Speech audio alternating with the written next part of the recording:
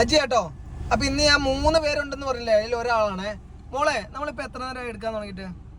ഒരു 2-3 മണിക്കൂറായി. അതിൽ മോക്ക് എത്ര കിലോമീറ്റർ ഓടാൻ കിട്ടി കാണും? ഏകദേശം 10 കിലോമീറ്റർ. ഓക്കെ. ഇപ്പത്തെ ഈ റോഡിന്റെ അവസ്ഥ എന്നാ? ഭയങ്കര ഇടുങ്ങിയ വഴിയാണ്. അപ്പൊ ഇത്രയും നമ്മൾ പോയത് എങ്ങനെയായിരുന്നു? നല്ല റോഡ്. ഈ റോഡിൽ കയറി കഴിഞ്ഞപ്പോ നമുക്ക് അതിൻ്റെതായ നമ്മുടെ പോരായ്മകളും ബുദ്ധിമുട്ടും മനസ്സിലാവുണ്ടോ? അപ്പൊ ഇപ്പൊ നമ്മൾ എങ്ങനെയുള്ള ഒരു അവസ്ഥയിലാണ് നിക്കണേ? നിർത്തിയേക്കുവാണ്. അപ്പൊ ഈ കയറ്റത്തിൽ നമുക്ക് ഫസ്റ്റത്തെ അറ്റംപ്റ്റിൽ തന്നെ നമുക്ക് എന്ത് ചെയ്യണം? ഒന്ന് എടുത്തു പോകണം. നിനക്ക് പറ്റുമോ? പറ്റും.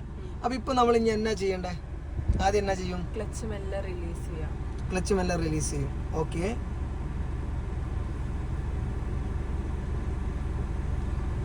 അപ്പം നമ്മൾ ഈ സാധനങ്ങളൊക്കെ എടുക്കണം എന്തിനാ വെച്ച് കഴിഞ്ഞാൽ ഇപ്പോൾ പഠിച്ചുകൊണ്ടിരിക്കുന്ന ഒരുപാട് പേര് നമ്മുടെ വീഡിയോ കാണുന്നുണ്ട്. എന്തായാലും സന്തോഷമുണ്ട്. ഒരു 9000 പേരോളം ഇപ്പോൾ എന്തായിട്ടുണ്ട് നമ്മുടെ ഇൻസ്റ്റയിൽ നമുക്ക് ഫോളോ ചെയ്തിട്ടുണ്ട്. സന്തോഷമുണ്ട്. നിങ്ങളുടെ സപ്പോർട്ട് കൊണ്ടാണ് ഞാനിവിടെ വരെ എത്തിയത്.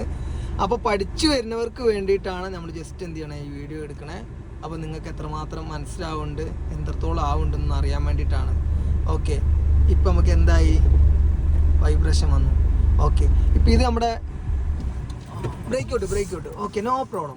അപ്പോൾ ഇവിടെ വെയിറ്റ്. അപ്പോൾ ഇവിടെ നമ്മൾ ക്ലച്ച് പൊക്കി, ആ വൈബ്രേഷൻ വന്നു. അപ്പോൾ ഇവിടെ എന്തും കൂടി ഇതിന് കൊടുത്താലേ ഈ വണ്ടി കയറി പോവുള്ളൂ.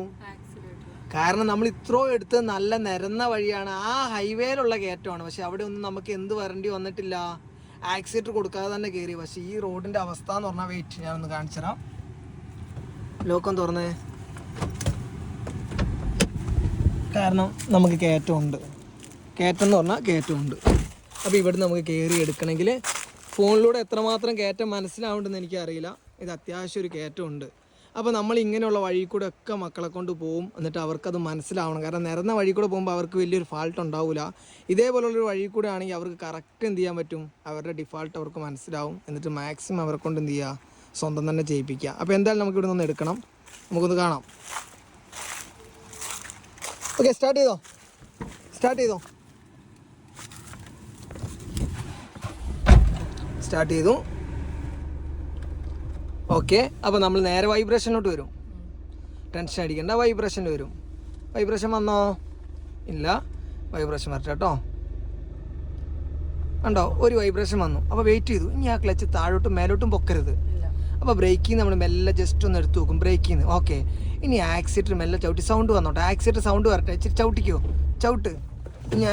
കുഞ്ഞ് ആക്സിലേറ്റർ എന്താവണില്ല, ചവിട്ടണം. ആ സൗണ്ട് നമ്മൾ കേൾക്കും. Okay, continue.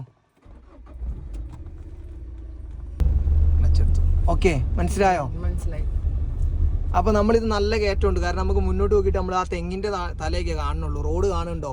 ഇതാ ഇപ്പോഴാണ് കണ്ടത്. അപ്പോൾ ആ കയറ്റത്തിൻ്റെ ആ എഫക്റ്റ് മനസ്സിലായോ? ഓക്കെ.